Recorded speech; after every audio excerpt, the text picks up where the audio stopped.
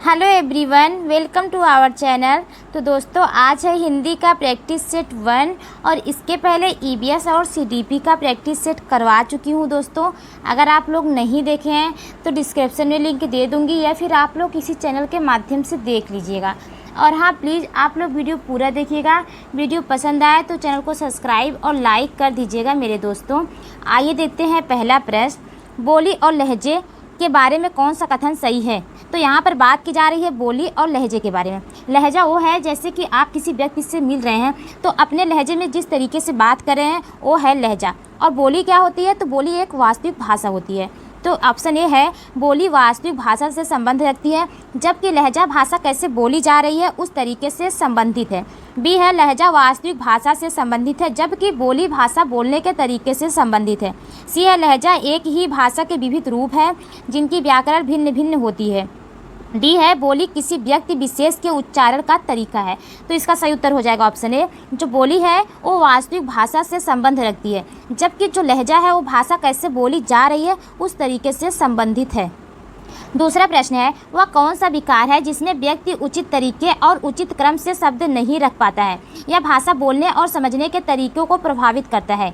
तो प्रश्न ये कहता है कि वह कौन सा विकार है जिसमें जो व्यक्ति होता है वो शब्दों को उचित तरीके और उचित क्रम में नहीं रख पाता है। तो जब वो शब्दों को उचित तरीके और उचित क्रम में व्यक्ति नहीं रख पाता है तो उसे जो भाषा होती है वो बोलने और समझने के तरीकों में प्रभावित करती है। तो एक कौन सा विकार है? ऑप्शन ए है डिस्फ्रेक्सिया, बी है डिस्फ्रेजिया, सी है डिसर्थ्रिया, डी है डिसकैलकुलिया। तो इसका सही उत्तर हो जाएगा ऑप्शन बी, डिस्फ्रेजिया। अगर बात करें डिस्फ्रेक्सिया की एक कौन सा विकार है, तो इसमें जो है ये आपके दिमाग को प्रभावित करता है, ये जो विकार होता है। अगर बात करें डिसर्थ्रिया की तो ये भाषा ध्वनि संबंधित विकार है। और डिसकैलकुलिया तो ये गणितीय विकार है, ये तो आप सभी लोगों को पता ही होगा। तीसरा प्रश्न है, भारत सरकार द्वारा शुरू किए गए निपुण कार्यक्रम भारत मिशन का मुख्य केंद्र भाषा में बुनियादी कौशलों को मजबूत करना है, इसका पूरा नाम। तो यहाँ पे निपुण का फुल फॉर्म मतलब कि निपुण का पूरा नाम पूछा है कि इसका नाम क्या है। तो ये है option B, national initiative for proficiency in reading with understanding and numeracy, इसका फुल फॉर्म है। बात करें निपुण भारत मिशन की शुरुआत कब की गई थी, तो ये 5 जुलाई 2021 से इसकी शुरुआत की गई थी। और ये क्यों की गई थी? तो ये केंद्र सरकार के द्वारा की गई थी शिक्षा के क्षेत्र में बुनियादी कौशलों को मजबूत करना। चौथा प्रश्न है, एक अध्यापक होने के नाते आपका मुख्य ध्यान किस पर नहीं होना चाहिए। तो यहाँ पे प्रश्न कह रहा है कि अगर आप एक अध्यापक हैं तो किस चीज़ पर आपका ध्यान नहीं होना चाहिए। यहाँ पर नहीं है, इस चीज़ का आप ध्यान दीजिएगा। ऑप्शन ए है, विभिन्न भाषाओं की स्वीकृति। तो देखिए यहाँ पर जो विभिन्न भाषाएं हैं उसकी तो स्वीकृति आपको देनी है, तो ये यहाँ पर सही है।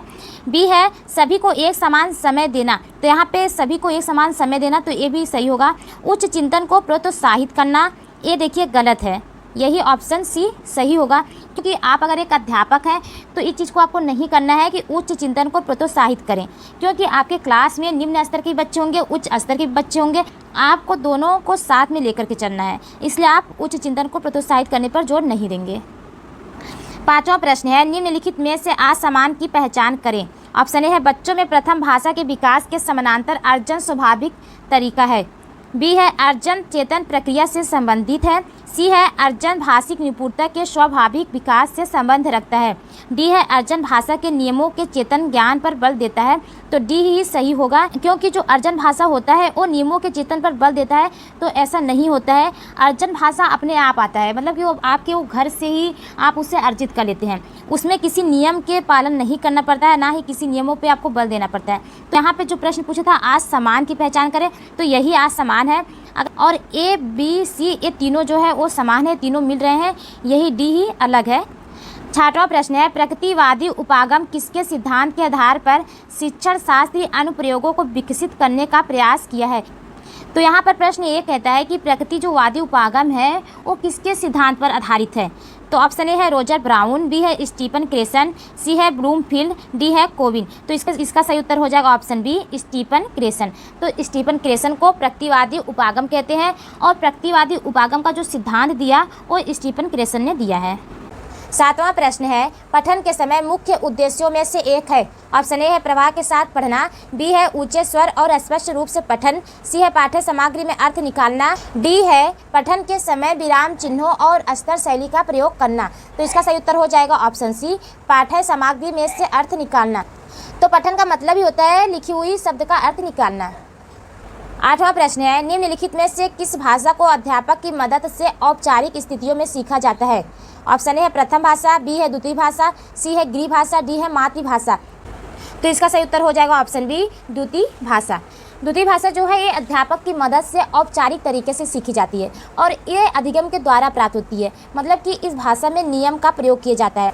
और अगर बात करें प्रथम भाषा, गृह भाषा और मातृभाषा, तो ये जो भाषा है ये अर्जन के माध्यम से ही आ जाती है, मतलब कि ये समाज के द्वारा, आपके घर के द्वारा जो भाषा बोली जा रही है उससे आप सीख लेते हैं। इसमें आपको किसी प्रकार की बल या फिर नियम का प्रयोग नहीं करना रहता है। नौवां प्रश्न है, किसके अंतर्गत लोगों को सुझाव देने के बजाय सीधे सीधे कहा जाता है कि उन्हें क्या करना चाहिए। ऑप्शन ए है रचनात्मक उपागम, बी है आदेशात्मक उपागम, सी है वर्णनात्मक उपागम, डी है संरचनात्मक उपागम। तो इसका सही उत्तर हो जाएगा ऑप्शन बी, आदेशात्मक उपागम। तो देखिए यहाँ प्रश्न से ही समझ में आ जा रहा है कि सुझाव देने के बजाय, मतलब कि आपको सुझाव नहीं दे रहे हैं, सीधे सीधे कह रहे हैं कि आपको क्या करना चाहिए। तो एक प्रकार से ये आदेश दे रहे हैं, इसीलिए आदेशात्मक उपागम हो जाएगा। 10वां प्रश्न है, योगात्मक आकलन है। ऑप्शन ए है निदानात्मक और उपचारात्मक है, बी है विद्यार्थियों को प्रभावशाली प्रतिपुष्टि देता है, सी है शिक्षार्थियों की सक्रिय सहभागिता को स्वीकारता है, डी है शिक्षार्थियों के अधिगम और निष्पादन के बारे में निर्णय लेने के लिए प्रयुक्त किया जाता है। तो इसका सही उत्तर हो जाएगा ऑप्शन डी, योगात्मक आकलन जो होता है, योगात्मक आकलन जो होता है उस शिक्षार्थियों के अधिगम और निष्पादन के बारे में निर्णय लेने के लिए प्रयुक्त किया जाता है, क्योंकि जो योगात्मक आकलन है वो वार्षिक परीक्षाओं के अनुसार किया जाता है, उसमें विद्यार्थियों को पास या फेल किया जाता है। अगर बात करें ऑप्शन ए, ऑप्शन बी और ऑप्शन सी की, तो ये सब रचनात्मक आकलन के अंतर्गत आता है। 11वां प्रश्न है, उपागम के अंतर्गत किसी बच्चे को कई शब्दों की वर्तनी गलत लिखने के बावजूद उसके समग्र भाषा प्रयोग के लिए अच्छे अंक दिए जाते हैं। तो प्रश्न ये है कि उपागम के अंतर्गत जब कोई बच्चा गलत वर्तनी लिख भी रहा है, उसके बावजूद भी समग्र भाषा के लिए उसे अच्छे अंक दिए जाएं, तो वह भाषा क्या कहलाता है। ऑप्शन ए है समग्र भाषा, बी है रचनावादी, सी है व्यवहारवादी, डी है योगवादी। तो इसका सही उत्तर हो जाएगा ऑप्शन ए, समग्र भाषा। 12वां प्रश्न है, प्रथम भाषा वह भाषा है जो बच्चे सीखते हैं। ऑप्शन ए है विशेष प्रयास करके अपने आसपास के परिवेश से अर्जित करते हैं। तो देखिए यहाँ पे विशेष प्रयास है, तो विशेष प्रयास से नहीं, ये गलत होगा। ऑप्शन सी है औपचारिक स्थितियों में सीखते हैं, तो ये भी गलत होगा। डी है औपचारिक स्थितियों में अर्जित करते हैं, तो ये भी नहीं होगा। इसका सही उत्तर हो जाएगा ऑप्शन बी, प्रथम भाषा वह भाषा है जो बच्चे सीखते हैं बिना विशेष प्रयास किए अपने आसपास के परिवेश से अर्जित करते हैं।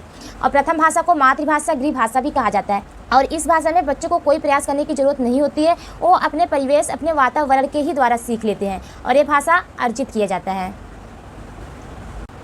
13वां प्रश्न है, अधिगम योजना के बारे में क्या सही है। ऑप्शन ए है लचीलापन का भाव, बी है अध्यापक केंद्रित, सी है बाल केंद्रित, डी है एक ही तरीके पर आधारित। तो इसका सही उत्तर हो जाएगा ऑप्शन सी, बाल केंद्रित। नेक्स्ट प्रश्न है, गलतियों का विश्लेषणात्मक अध्ययन क्या कहलाता है। ऑप्शन ए है त्रुटि विशेषण, बी है तुलनात्मक विशेषण, सी है वाक्य विशेषण, डी है शब्द विशेषण। तो इसका सही उत्तर हो जाएगा ऑप्शन ए, त्रुटि विशेषण। तो प्रश्न से ही समझ में आ रहा है कि यहाँ गलतियों की बात की गई है, यहाँ त्रुटियों की बात की गई है, और इसीलिए इसका आंसर जो होगा वो होगा त्रुटि विशेषण। 15वां प्रश्न है, सार्वभौमिक व्याकरण की अवधारणा किससे संबंधित है। ऑप्शन ए है स्किनर, बी है पियाजे, सी है वाइगोत्स्की, डी है चमास्की। तो इसका सही उत्तर हो जाएगा ऑप्शन डी, चमास्की। तो सार्वभौमिक व्याकरण की जो अवधारणा है वो चमास्की से संबंधित है। 16वां प्रश्न है, निम्नलिखित में से कौन सा पोर्टफोलियो में नहीं रखा जा सकता है। तो यहाँ पर आप ध्यान दीजिएगा, यहाँ पूछा है पोर्टफोलियो में नहीं रखा जा सकता है। ऑप्शन ए है चित्रकारी, बी है कार्यपत्रक या फिर वर्कशीट, सी है कक्षा में हुई चर्चा, डी है फोटोग्राफ। तो इसका सही उत्तर हो जाएगा ऑप्शन सी, कक्षा में हुई चर्चा। तो अगर कक्षा में कोई भी चर्चा हो रही है उसे आप पोर्टफोलियो में नहीं रख सकते हैं।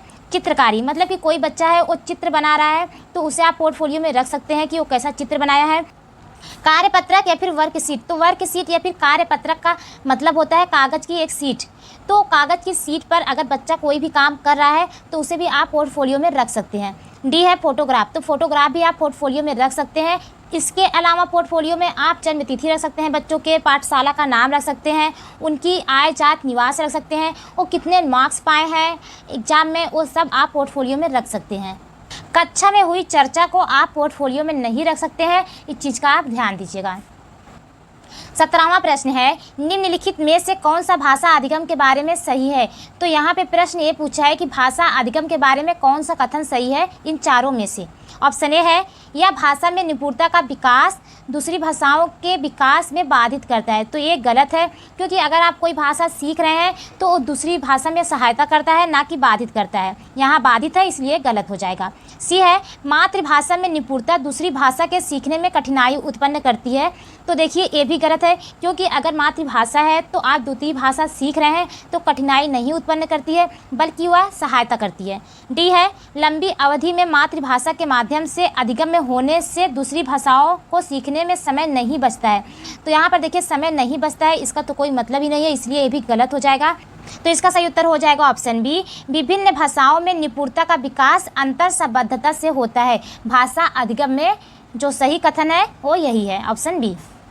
18वां प्रश्न है, निम्नलिखित में से कौन सा पद वाइगोत्स्की के सामाजिक सांस्कृतिक सिद्धांत से संबंधित नहीं है। तो यहाँ पे प्रश्न ये कहता है कि वाइगोत्स्की के जो सामाजिक सिद्धांत है उससे कौन सा इन चारों में कथन संबंधित नहीं है। ऑप्शन ए है सामाजिक अंतःक्रिया, बी है मदद सहारा देना, डी है निकटवर्ती विकास का क्षेत्र, इसे समीपवर्ती विकास का क्षेत्र भी कहते हैं, इस चीज़ का आप ध्यान दीजिएगा, डी है भाषा अर्जन उपकरण। इसका आंसर आप लोग कमेंट बॉक्स में दीजिएगा मेरे दोस्तों, और बताइएगा ये सेशन आपको कैसा लगा। थैंक यू सो मच, मिलते हैं नेक्स्ट वीडियो में।